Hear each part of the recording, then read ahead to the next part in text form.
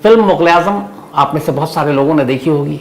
उसमें एक अनारकली को कैसे दीवार के अंदर जिंदा चुनवा दिया गया, ये कहानी भी आपने सुनी होगी या फिल्मों में देखी होगी। अब इसकी हकीकत क्या है ये तो पता नहीं, लेकिन आज की कहानी कायदे से ऐसी ही कुछ कहानी है। इसे कह सकते हैं कि स्पेन की कोई अनारकली, हालांकि कोई मतलब नहीं बनता, लेकिन फिर भी। बात 2011 की है। 2011 में इटली में रहने वाली एक लड़की 22 साल जिसकी उम्र, जिसका नाम सिबोरा, वो स्पेन पहुंचती है। स्पेन आने के बाद वो अपना छुट्टियां बिता रही होती है और स्पेन में एक शहर है कोस्टा डेल सोल, वो वहीं पे रहती है। 2011 की बात है। स्पेन में आने और रहने के दौरान उसकी मुलाकात होती है एक स्पेनिश नौजवान से। उसका नाम था मार्को रोमियो। थोड़े ही दिनों में रोमियो और सिबोरा दोनों दोस्त बन जाते हैं। इसके बाद फिर ये स्पेन घूमते हैं। रोमियो सिबोरा को स्पेन घुमाता है। फिर कुछ वक्त के बाद ये लोग कोस्टा डेल सोल शहर से एक दूसरे शहर में शिफ्ट कर जाते हैं। जो नया शहर था वो था टोरेमोलिनस। अब ये दोनों टोरेमोलिनस में एक अपार्टमेंट में लिविंग में रहने लगते हैं।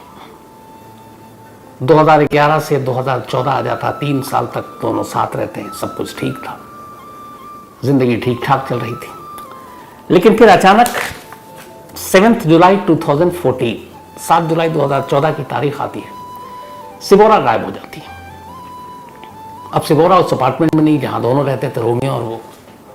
सिबोरा का अब अपने पेरेंट्स से इटली में कांटेक्ट भी नहीं है, वरना अक्सर वो फ़ोन पे और बाकी चीज़ों के जरिए अपनी खैरियत बताती रहती थी। अब सिबोरा गायब। कई बार पड़ोसियों ने भी पूछा, क्योंकि आस पड़ोस के लोगों से भी दोस्ती हो गई। तो रोमियो ने उन सबको बताया कि सिबोरा जो है उसके साथ उसका ब्रेकअप हो गया है और इसलिए वो अपने सारे सामान के साथ यहाँ से जा चुकी है। अब वहाँ पर लिव इन में रहना, ब्रेकअप, ये सब बड़ी नॉर्मल चीज़ें थी। तो लोगों ने कहा हो सकता है 3 साल साथ इन्होंने निभा लिया, ब्रेकअप हो गया। अब उधर इटली में भी सिबोरा का अपने फैमिली से कांटेक्ट नहीं हो रहा है। उन्हें रोमियो के बारे में पता था, उन्होंने रोमियो से पूछा।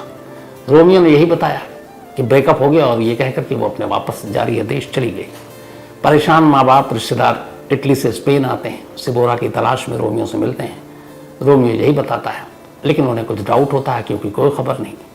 अब इसके बाद सिबोरा के फैमिली वाले पुलिस स्टेशन में जाकर रिपोर्ट लिखा देते हैं गुमशुदगी की, कि उनकी बेटी इस तरह से गायब है। 7 जुलाई 2014। अब स्पेनिश पुलिस सिबोरा को ढूंढने का काम भी करती है। जहाँ पे ये रहते थे टोरेमोलिनस के उस अपार्टमेंट में, वहाँ भी पुलिस जाती है तफ्तीश के लिए।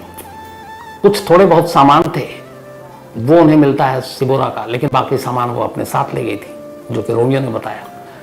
अब पुलिस इधर उधर ढूंढती है अलग अलग शहरों में, बाकी इन दोनों के कॉमन फ्रेंड सबके साथ, लेकिन सिबोरा का कोई सुराग नहीं मिलता। धीरे धीरे वक्त बीतता जाता है।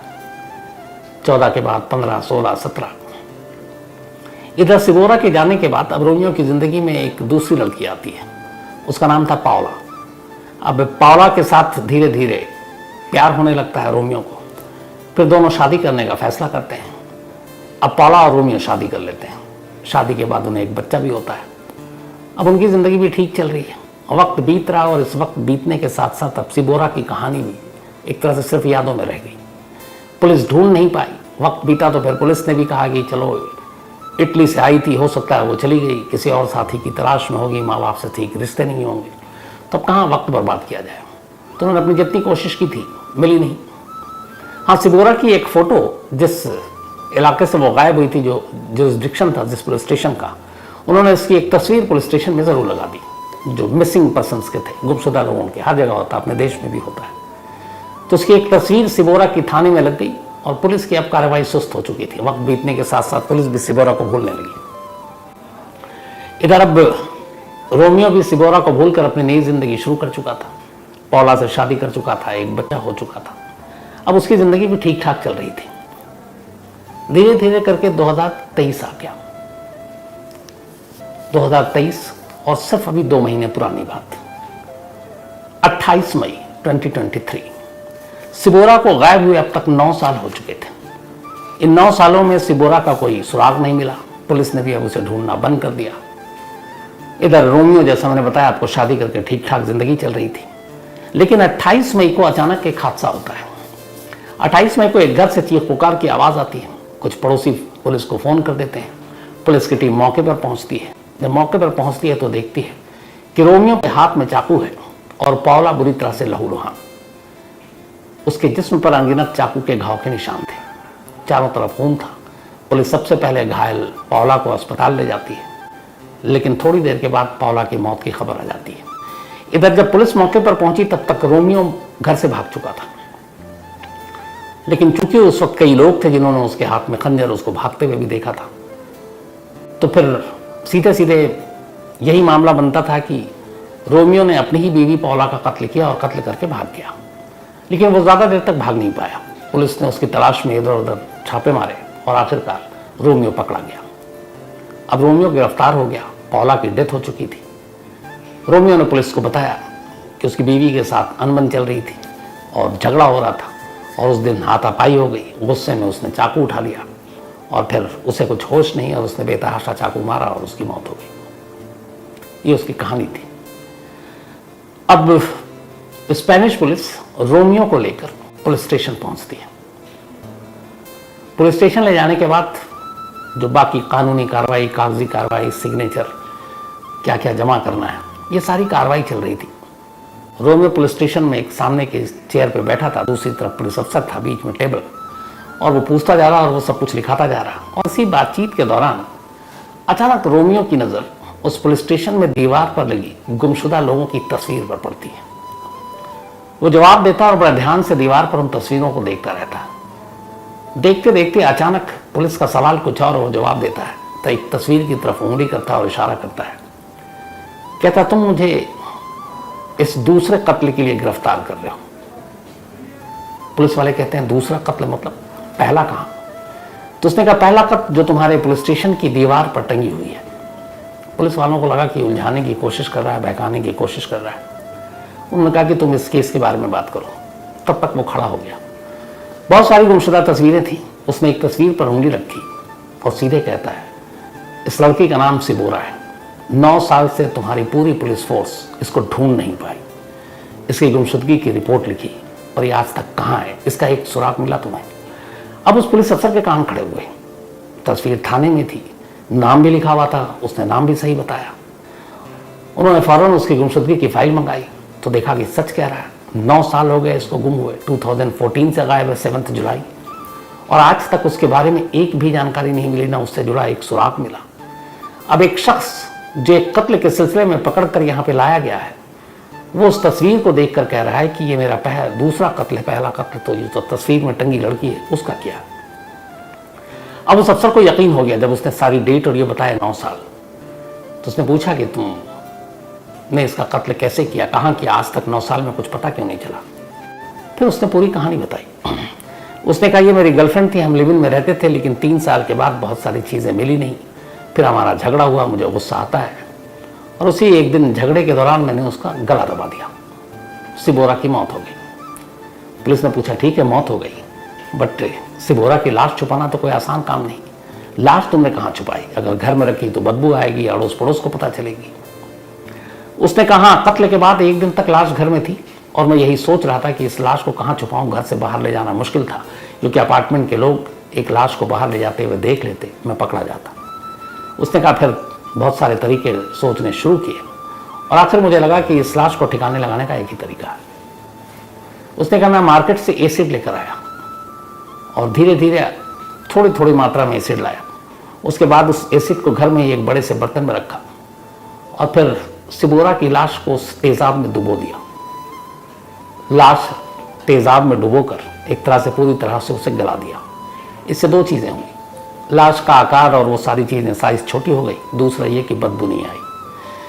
उसने कहा, इसके बाद मैंने एक पॉलीथिन खरीदा, बहुत सारे बड़े बड़े। उन पॉलीथिन में उस बचे खुचे जो तेजाब से गलने के बाद लाश थी उसको उसमें डाला। फिर उस पॉलीथिन को एक संदूक में डाला, एक बैग में डाला, वो भी खरीद कर लाया था। जब ये सब कुछ हो गया तो उसने कहा कि जिस अपार्टमेंट में मैं रहता था उस अपार्टमेंट में एक खास जगह थी। ड्राइंग रूम में एक जगह पर 2 दीवारें थी और उस दीवार के बीच में गैप होता। कई ऐसे घर में होते हैं कि 2 दीवारें, उसके बीच में थोड़ा सा गैप है, कमरे के अंदर ही। तो उसने कहा वो अच्छा खासा गैप था और मुझे लगा कि ये संदूक उसमें अगर खड़ा करके मैं रखता हूं तो उस दीवार के बीच में वो फिट बैठ जाएगा। इसी के बाद उसने उन दीवारों के गैप के बीच में उस संदूक को रखा और फिर खुद ही सारी चीज़ें लाया, मटेरियल लाया और उसको सीमेंट वेमेंट लगाकर उस गैप को बंद कर दिया। गैप को बंद करने के बाद दीवार बराबर कर दी, उसके बाद उस पर पेंट कर दिया, तो वो एक तरह से एक नया डिज़ाइन बन गया। लेकिन उन दीवारों के गैप के पीछे एक इंसान दफन है, ये राज किसी को पता भी नहीं चला। इसके बाद वो उसी फ्लैट में रहा, उसी अपार्टमेंट में रहा काफ़ी वक्त तक। फिर उसका मन भर गया, उसे लगा अब यहाँ से निकलना चाहिए। 2022 में उसने वो अपार्टमेंट खाली कर दिया। अपार्टमेंट खाली करने के बाद अब वो किसी और इलाके में जाकर रहने लगा। उसने कहा आज भी वो लाश उन दो दीवारों के बीच गैप के अंदर मौजूद है। अब तक जो उसने कहानी बताई थी, पुलिस को था कि ये सिबोरा के बारे में सब जानता है। इस दौरान में पुलिस ने सिबोरा के फैमिली को कांटेक्ट किया। उन्होंने कहा हाँ ये वही है जो उसके साथ लिव इन में रहा करता था। अब फैमिली को भी कुछ उम्मीद जगी। पुलिस ने कहा आप लोग आइए। अब इसके बाद पुलिस की टीम उस अपार्टमेंट में पहुंचती है, लेकिन वहां जाने के बाद अब एक नया इशू आ गया। वो ये कि उस अपार्टमेंट में अब नए टेनेंट आ गए थे, नए किराएदार। अब एक तो पुलिस ये कैसे बताए कि आप जिस कमरे में, जिस ड्राइंग रूम में रह रहे हैं, उसकी दीवार के अंदर एक लाश कैद है। कोई भी इंसान सुनेगा, सोचेगा जहां हम रहते हैं वहां पे एक लाश है, अजीब सा लगता है। दूसरा, पता नहीं वो उस दीवार को तोड़ने की इजाजत देगा नहीं देगा। खैर पुलिस गई, उस टेनेंट को समझाया और उसने कहा ये एक सीरियस केस है और हमें ये जानकारी मिली है, पता नहीं सच है या झूठ है, लेकिन इस दीवार के जो गैप के अंदर एक लाश की बात कर रहा है, उसको चेक करने के लिए हमें इसे तोड़ना पड़ेगा। टेनेंट ने भी हालात को समझा और उसने पुलिस को इजाजत दे दी। इसके बाद टेनेंट की मौजूदगी में पुलिस और जो बाकी लोग दीवार तोड़ने वाले थे वो वहां पहुंचते हैं। अब उस दीवार को तोड़ा जाता है। जो रोमियो था वो वहीं मौजूद है। कुछ देर तोड़ने के बाद आखिरकार दीवार के बीच से एक संदूक दिखाई देता है, एक बक्सा। उस बक्से को बाहर निकाला जाता है। उस बक्से में इंसानी लाश के गले सड़े टुकड़े थे। यानी रोमियो की बात सच थी। रोमियो ने अब तक जो कहा सच था। वो बैग भी उसके अंदर था और उसके अंदर इंसानी लाश के टुकड़े भी मिले थे। लेकिन ये लाश सिबोरा के थे या किसी और के, ये अभी कंफर्म नहीं था। अब ये कंफर्म होना था एक ही तरीके से, वो है डीएनए। पुलिस ने उस बरामद लाश के टुकड़ों को फॉरेंसिक लैब भेजा डीएनए टेस्ट के लिए। इधर सिबोरा के परिवार वाले इटली से पहुंच चुके थे, स्पेन। उनका सैंपल लिया गया। सैंपल को लेने के बाद रिपोर्ट आई और रिपोर्ट मैच कर गई। रोमियो सच कह रहा था। उसने सिबोरा को 9 साल पहले मारकर दीवार के अंदर चुन दिया था। एक कत्ल के लिए वो अरेस्ट हुआ था, दूसरे कत्ल का कबूलनामा उसने खुद दे दिया। अब उसके ऊपर डबल मर्डर के चार्जेस लगे हुए हैं। मामला अभी ताज़ा है, वो जेल में है। अब आगे उसे क्या सज़ा मिलेगी ये स्पेन के कानून के हिसाब से तय होगा।